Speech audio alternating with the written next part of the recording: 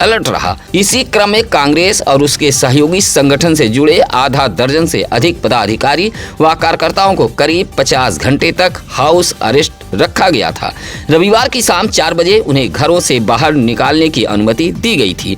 कांग्रेस जिला अध्यक्ष वसीम अंसारी ने बताया कि उन्हें सहित NSUI जिला अध्यक्ष शक्ति मिश्रा, मंडल अध्यक्ष विशाल गौतम, ब्लॉक अध्यक्ष सुरेश चौहान, OBC मोर्चा के जिला अध्यक्ष राकेश पाल, नगर उपाध्यक्ष अनीस शेख और नगर अध्यक्ष सरफराज अहमद समेत कई कांग्रेसी नेताओं को नजरबंद किया गया था। वसीम अंसारी ने आरोप लगाया कि बिना किसी ठोस कारण कांग्रेस नेताओं को 50 घंटे तक घरों में कैद रखना लोकतांत्रिक अधिकारों और असंवैधानिक मूल्यों पर सीधा प्रहार है। जिलाध्यक्ष ने कहा कि कांग्रेस ऐसे तानाशाही रवैये से डरने वाली नहीं है, बल्कि वह और जोर शोर से लोकतांत्रिक लड़ाई जारी रखेगी।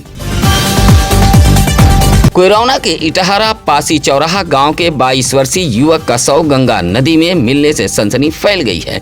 रहस्यमय परिस्थिति में हुई इस घटना ने परिजनों समेत पूरे इलाके को सोचने पर मजबूर कर दिया है।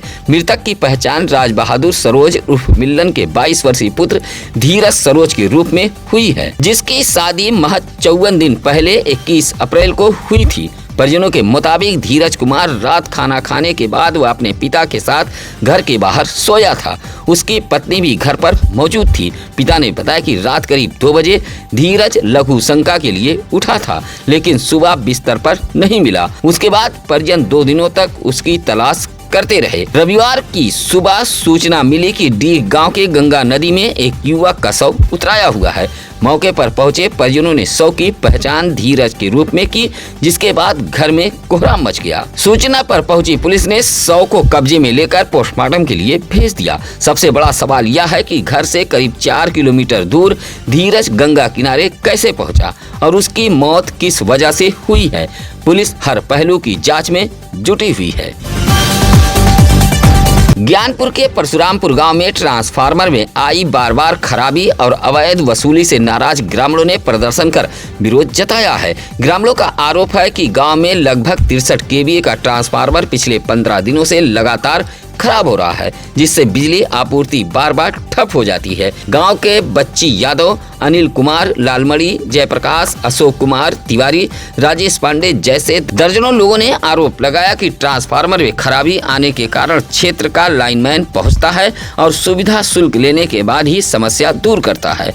अधिक लोड के कारण ट्रांसफार्मर पर दबाव बढ़ गया है, जिससे आए दिन फॉल्ट हो रहा है। ग्रामीणों ने प्रदर्शन कर जिलाधिकारी का ध्यान आकृष्ट कराते हुए ट्रांसफार्मर की क्षमता बढ़ाने की मांग की है। अपने मकान के छत पर सो रही 11 वर्षीय नाबालिग किशोरी के साथ छेड़खानी करने वाले आरोपी युवक को औराई पुलिस ने गिरफ्तार कर जेल भेज दिया है। नाबालिग किशोरी के पिता ने मुकदमा दर्ज कराते हुए बताया था कि वह रोजी रोटी के सिलसिले में गैर प्रदेश रहता है। उसकी नाबालिग 11 वर्षीय पुत्री घर के छत पर सोई हुई थी। रात में बसंतापुर का रहने वाला विनय कुमार उनके गांव पहुंचा। वह मकान के छत पर चढ़ गया और मुंह पर हाथ रख उसकी पुत्री के साथ छेड़खानी करने लगा। पुत्री के रोने व शोर मचाने पर वह भाग खड़ा हुआ। सूचना मिलने के बाद वह गैर प्रदेश से घर पहुंचे और पुलिस को सूचना दी। फिलहाल औराई पुलिस ने बसंतापुर निवासी पृथ्वीराज बिंद के 22 वर्षीय पुत्र विनय कुमार को गिरफ्तार कर जेल भेज दिया है। नगर पालिका परिषद भदोही की अध्यक्ष और जनता के बीच तालमेल की कमी के कारण शहर के बाजार सलाबत खान मोहल्ले में सीवर लाइन निर्माण कार्य रुक गया है। अध्यक्ष व जनता के बीच असंतोष के चलते नगर पालिका का काम व विकास कार्य ठप पड़ा है। आपको बता दें कि मोहल्ले में जल जमाव को देखते हुए सीवर लाइन के लिए टेंडर हुआ था। वर्क ऑर्डर के बाद कार्यदायी संस्था ठेकेदार ने सीवर पुलिया समेत अन्य निर्माण सामग्री भी मौके पर गिरा दिया, लेकिन अब चुनावी रंजिश को लेकर मोहल्ले का एक व्यक्ति निर्माण कार्य को रोक रहा है। शासन व जिला प्रशासन के विकास कार्य को रोकने की हिमाकत कर रहा है। हालांकि रविवार को चेयरमैन प्रतिनिधि डॉक्टर अतहर अंसारी बाजार सलाबत खान मोहल्ले में पहुंचे थे। उनके पहुंचते ही वहां मौजूद लोग उठकर चले गए। इससे यह साफ पता चलता है कि जनता व अध्यक्ष प्रतिनिधि डॉक्टर अतहर अंसारी के बीच तालमेल ठीक नहीं है, जिससे जनता के बीच असंतोष है। हालांकि मोहल्ले के अधिकतर लोगों का कहना है कि बारिश के मौसम में यह मोहल्ला जलमग्न हो जाता है, घरों में बारिश का पानी घुसने लगता है। मोहल्ले वासियों ने जिला प्रशासन का ध्यान आकृष्ट कराते हुए सीवर लाइन बिछाए जाने की मांग की है।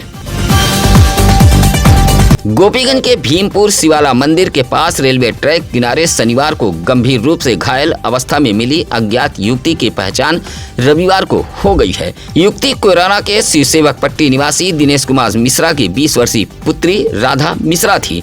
घायल हालत में उसे जिला अस्पताल ज्ञानपुर लाया गया था, जहां चिकित्सकों ने मृत घोषित कर दिया था। पहचान न होने पर पुलिस ने शव को कब्जे में लेकर मोर्चरी हाउस सरपतहा भेज दिया था। सोशल मीडिया पर वायरल हुई फोटो देखकर परिजन सरपतहा मोर्चरी हाउस पहुंचे और शव की शिनाख्त की। मृतका परिवार की इकलौती बेटी थी। परिजनों के अनुसार राधा की मानसिक हालत पिछले कुछ महीनों से ठीक नहीं थी और उसका इलाज भदोही के एक निजी अस्पताल में चल रहा था। शुक्रवार की शाम वह अचानक घर से लापता हो गई थी। काफी खोजबीन के बाद भी उसका पता नहीं चल सका था। पोस्टमार्टम के बाद परिजन शव लेकर घर चले गए थे। भीषण गर्मी के बीच भदोही स्काउट गाइड की ओर से स्टेशन रोड पोस्ट ऑफिस के समीप राहगीरों के लिए निःशुल्क शरबत शिविर लगाया गया था। जनसेवा की भावना से आयोजित इस शिविर में बड़ी संख्या में राहगीरों ने पहुंचकर शीतल शरबत का आनंद लिया और गर्मी से राहत पाई। शिविर में स्काउट गाइड पदाधिकारियों, शिक्षकों और सामाजिक कार्यकर्ताओं ने सक्रिय सहयोग किया था। आयोजकों ने कहा कि बढ़ते तापमान के बीच लोगों को राहत पहुंचाना ही इस पहल का उद्देश्य है। राहगीरों ने इस मानवीय प्रयास की सराहना करते हुए आयोजकों का आभार जताया था। इस मौके पर ऋतुराज श्रीवास्तव, नागेश प्रजापति, सकलैन सरवर, रवि गुप्ता, इंद्रजीत आदि मौजूद रहे। गोपीगंज के धीरपुर बैदा खास गांव में 2 सगे भाइयों पर हुए हमले से इलाके में सनसनी फैल गई है। घटना में एक भाई गंभीर रूप से घायल है, जबकि बीच बचाव करने पहुंचे बड़े भाई को भी चोटें आई हैं। पुलिस ने दोनों घायलों का उपचार सामुदायिक स्वास्थ्य केंद्र गोपीगंज में कराया है। धीरपुर बैदा खास निवासी 23 वर्षीय अनिरुद्ध मिश्रा ने बताया कि वह ट्यूबवेल से पैदल घर लौट रहा था। आरोप है कि रास्ते में गाँव के ही सूरज मिश्रा और आकाश मिश्रा ने उसे रोक लिया और उसके साथ गाली गलौज शुरू कर दी। विरोध करने पर दोनों ने हमला कर दिया। मारपीट में अनिरुद्ध मिश्रा को गंभीर चोटें आई हैं। शोर सुनकर उसका बड़ा भाई 25 वर्षीय अनुपम मिश्रा मौके पर पहुंचा तो हमलावरों ने उस पर भी हमला बोल दिया, जिससे वह भी घायल हो गया था। घटना के बाद गांव में तरह तरह की चर्चाएं हैं। पुलिस मामले की जांच में जुटी हुई है और हमले के पीछे की वजह तलाश रही है। मुहर्रम पर्व को शांतिपूर्ण और व्यवस्थित ढंग से संपन्न कराने के लिए नगर पंचायत घोसिया ने तैयारियां तेज कर दी हैं। अध्यक्ष प्रतिनिधि इब्रार अली ने काजिया मार्ग, करबला स्थल और प्रमुख चौराहों की विशेष साफ सफाई के निर्देश दिए हैं। उन्होंने सफाई कर्मियों को ताजिया मार्ग से कूड़ा कचरा हटाने, नालियों की सफाई कराने और करबला क्षेत्र में विशेष सफाई अभियान चलाने का आदेश दिया है। इब्रार अली ने कहा कि मुहर्रम के दौरान अकीदतमंदों को किसी प्रकार की असुविधा न हो, इसके लिए सभी जरूरी व्यवस्थाएं समय से पूरी की जा रही हैं। नगर पंचायत की पहल से स्थानीय लोगों ने खुशी जताई है। उधर जिला प्रशासन पूरे पर्व के दौरान व्यवस्थाओं पर भी नजर बनाए हुए है। औराई के कल्लू के पाही पहलवान वीर बाबा मंदिर के पास रविवार की दोपहर चॉकलेट लदा एक ट्रक सड़क किनारे गड्ढे में पलट गया था। हादसा उस समय हुआ जब सामने से आ रही ई रिक्शा को बचाने के प्रयास में ट्रक सड़क से नीचे उतर गया। प्रत्यक्षदर्शियों के अनुसार दोपहर करीब 2 बजे ट्रक चौरी के ममहर से महाराजगंज की ओर जा रहा था। भारी लोड होने के कारण ट्रक असंतुलित होकर गड्ढे में पलट गया। बहुता खुर्द ममहर बाजार निवासी बड़े दीन बिंद नामक ट्रक चालक हादसे में बाल बाल बच गया है। बताया जाता है कि चालक मुंबई से माल लेकर डिलीवरी के लिए निकला था। रास्ते में घर होने के चलते वह रुक गया था। रविवार की दोपहर अपने घर से जाते समय गांव के पहलवान वीर बाबा मंदिर के समीप सड़क किनारे गड्ढे में ट्रक पलट गई थी। हादसा होते ही अफरा तफरी फैल गई थी। ज्ञानपुर के मवैया हरदोपट्टी गांव में जगत गुरु संत रामपाल जी महाराज का मासिक सत्संग LED माध्यम से श्रद्धा और भक्ति भाव के साथ आयोजित किया गया था। कार्यक्रम में बड़ी संख्या में श्रद्धालुओं ने हिस्सा लिया और आध्यात्मिक संदेशों को आत्मसात किया है। सत्संग में मानव जीवन के उद्देश्य, सत्य, भक्ति, नशा मुक्ति, सामाजिक सुधार और नैतिक जीवन पर विस्तार से प्रकाश डाला गया। वक्ताओं ने कहा कि संत रामपाल जी महाराज का तत्व ज्ञान समाज को नशाखोरी, पाखंड, भ्रष्टाचार और आपसी मतभेद जैसी बुराइयों से दूर कर नई दिशा दे रहा है। श्रद्धालुओं ने अपने अनुभव साझा करते हुए बताया कि नाम दीक्षा के बाद उन्होंने नशे का त्याग कर सुख शांति का अनुभव किया है। कार्यक्रम में जिला कोऑर्डिनेटर सत्येंद्र दास के नेतृत्व में शीतल पेयजल, नींबू शरबत और बिस्किट की व्यवस्था की गई थी। अंत में विश्व शांति और मानव कल्याण की प्रार्थना के साथ कार्यक्रम संपन्न हुआ है। भीषण गर्मी से जूझ रहे लोगों को राहत देने के लिए महिला जागरूक मंच ने रविवार को भदोही शहर के लिप्पन तिराहे पर निःशुल्क गन्ने के रस का स्टॉल लगाया था। शिविर में बड़ी संख्या में कालीन बुनकर, राहगीर, ई रिक्शा, ऑटो और सगड़ी चालक पहुंचे और शीतल रस पीकर गर्मी से राहत महसूस की। मंच की संगीता खन्ना ने बताया कि जनसेवा और सामाजिक हित के उद्देश्यों से यह अभियान चलाया जा रहा है, जो आगे भी जारी रहेगा। कार्यक्रम के दौरान लोगों को गर्मी से बचाव का संदेश भी दिया गया। महिला जागरूक मंच की इस पहल की स्थानीय लोगों ने जमकर सराहना की और इसे जनहित में सराहनीय कदम बताया है। इस मौके पर अलका बर्नवाल, पूनम खत्री, अंजना गुप्ता, ईसा बर्नवाल, राकेश कैलासी, चंद्रबालक राय आदि मौजूद रहे। आवराई के उदयकरणपुर गांव में मौजूद ग्राम देवी चौरा माता मंदिर पर आयोजित अखंड रामचरित मानस पाठ और भंडारे में श्रद्धालुओं की भारी भीड़ उमड़ी थी। शनिवार सुबह शुरू हुआ मानस पाठ रविवार दोपहर पूर्ण आहुति के साथ संपन्न हुआ। धार्मिक अनुष्ठान तुलापुर निवासी पंडित विजय शंकर पाठक उर्फ बब्बन ने विधि विधान से कराया है, जबकि संतोष त्रिपाठी मुख्य यजमान रहे।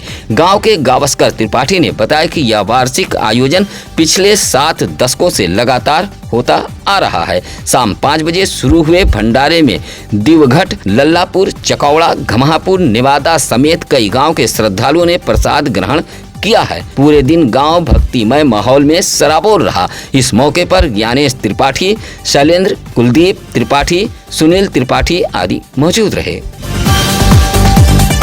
गोपीगंज के धनापुर दक्षिणी गांव में आवारा सांड ने एक बुजुर्ग पर हमला कर गंभीर रूप से घायल कर दिया है। घर के बाहर फूलों में पानी दे रहे 75 वर्षीय रजनीकांत दुबे पर सांड ने हमला कर दिया है। बचाने पहुंचे एक ग्रामीण पर भी सांड ने हमला किया है, जिससे वह भी मामूली रूप से घायल हो गए हैं।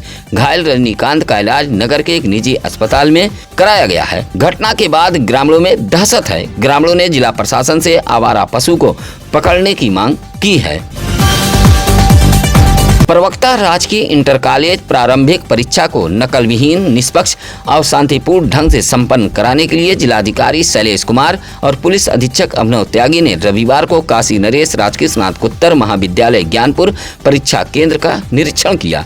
अधिकारियों ने सुरक्षा व्यवस्था, अभ्यर्थियों की प्रवेश प्रक्रिया, CCTV निगरानी, कक्ष आवंटन और अन्य व्यवस्थाओं का बारीकी से जायजा लिया है। DM SP ने स्पष्ट निर्देश दिए हैं कि परीक्षा की शुचिता से किसी भी स्तर पर समझौता नहीं होगा। नकल, अनियमितता और संदिग्ध गतिविधियों पर कड़ी निगरानी रखने के निर्देश दिए गए हैं। वहीं CO ज्ञानपुर चमन सिंह चावड़ा और CO औराई राजीव सिंह ने भी विभिन्न परीक्षा केंद्रों का भ्रमण कर सुरक्षा व्यवस्था परखते हुए पुलिस कर्मियों को सतर्कता और मुस्तैदी के साथ ड्यूटी करने का निर्देश दिया है। परीक्षा केंद्रों पर पर्याप्त पुलिस बल तैनात कर लगातार निगरानी रखी जा रही है। रविवार को भदोही जिले में आयोजित राजकीय इंटर कॉलेज प्रवक्ता प्रारंभिक परीक्षा एवं सहायक अध्यापक मुख्य परीक्षा को लेकर जहां जिला प्रशासन पूरी तरह मुस्तैद नजर आया, वहीं परीक्षार्थियों की सुविधाओं के लिए जिले के विभिन्न प्रमुख स्थानों पर हेल्प डेस्क केंद्र स्थापित किए गए थे, जहां लेखपालों और पुलिस कर्मियों की तैनाती की गई थी। इन केंद्रों का उद्देश्य बाहर से आए परीक्षार्थियों को परीक्षा केंद्रों तक पहुंचाने में सहायता प्रदान करना था। रास्ता भटकने या परीक्षा केंद्र की जानकारी न होने पर अभ्यर्थी हेल्प डेस्क से जानकारी प्राप्त कर रहे थे। भदोही शहर के रसपुरा चौराहा पुलिस बूथ पर बनाए गए हेल्प डेस्क केंद्र पर लेखपाल श्रवण मिश्रा व एक पुलिसकर्मी तैनात थे। दोनों कर्मी लगातार परीक्षार्थियों को उनके परीक्षा केंद्रों की जानकारी देकर मार्गदर्शन करते रहे। प्रशासन की इस पहल की परीक्षार्थियों ने सराहना की है। गोपीगंज के बाबा बड़े शिव मंदिर में पुरुषोत्तम मास के अवसर पर चल रही भागवत कथा रविवार को हवन पूजन और पूर्ण आहुति के साथ संपन्न हो गई। अंतिम दिन मंदिर परिसर में श्रद्धालुओं की भारी भीड़ उमड़ी थी। मंदिर परिसर में मौजूद श्रद्धालु भक्ति रस में डूबे रहे। रत्नेश जी महाराज के सानिध्य में वैदिक मंत्रोच्चार के बीच पूर्ण आहुति संपन्न हुई है। उसके बाद आयोजित भव्य भंडारे में हजारों श्रद्धालुओं ने प्रसाद ग्रहण किया। श्रद्धालुओं ने बाबा बड़े शिव का आशीर्वाद लेकर धार्मिक आयोजन की सराहना की। औराई निवासी सोनू चौहान की पत्नी सोनी देवी ने पुलिस को तहरीर देकर गांव के ही कुछ लोगों पर मारपीट और जान से मार देने की धमकी देने का आरोप लगाया है। सोनी देवी का कहना है कि पुरानी रंजिश को लेकर विपक्षियों ने परिवार के लोगों के साथ गाली गलौज करते हुए हमला कर दिया है। हमले में रवि चौहान, काशी चौहान, बबलू, किशुन व सूर्या को चोटें आई हैं। शोर सुनकर आसपास के लोग पहुंचे तो मामला शांत हुआ। घायलों का इलाज सीएससी औराई में कराया गया है। मारपीट का वीडियो सोशल मीडिया पर भी वायरल हो रहा है। सोनी देवी ने पुलिस को शिकायती पत्र देते हुए हमला करने वालों पर कार्रवाई की मांग की है। रविवार को ज्ञानपुर कलेक्ट्रेट सभागार में केंद्र की भाजपा सरकार के 12 वर्ष पूरे होने पर आयोजित प्रेस वार्ता में प्रभारी मंत्री AK शर्मा ने मोदी सरकार की उपलब्धियों का ब्यौरा पेश किया है। उन्होंने कहा कि केंद्र और प्रदेश सरकार ने मिलकर किसानों, महिलाओं, युवाओं और गरीबों तक योजनाओं का लाभ पहुंचाया है। आवास, स्वास्थ्य, शिक्षा, पेयजल, स्वच्छता और आधारभूत सुविधाओं में ऐतिहासिक प्रगति हुई है। मंत्री ने दावा किया कि सुशासन, सेवा और विकास के मॉडल ने देश की तस्वीर बदल दी है। प्रेस वार्ता के दौरान जिला पंचायत अध्यक्ष अनिरुद्ध त्रिपाठी, भाजपा जिला अध्यक्ष दीपक मिश्रा सहित तमाम अधिकारी व कर्मचारीगण मौजूद रहे।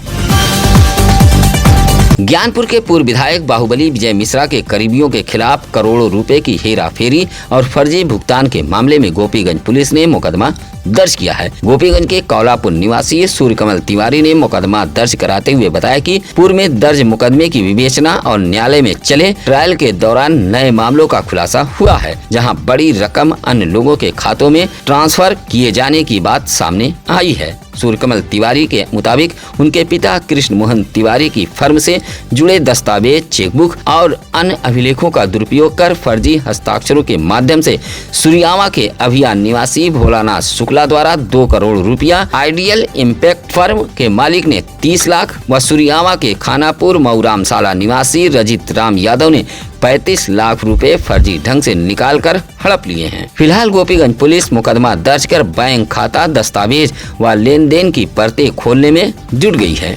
आज सत्यम न्यूज की खबरों में बस इतना ही। चलते चलते हमारी भी आपसे गुजारिश है कि आप हमारे सत्यम न्यूज वेब टीवी से जुड़िए, बड़ी संख्या में जुड़िए। हम आपकी ताकत व आवाज बनेंगे। सरकार सिस्टम से सवाल पूछेंगे। अगर आप हमसे जुड़ेंगे तो हम बेबाक होकर खबर दिखाएंगे, सच को सच, झूठ को झूठ बताएंगे।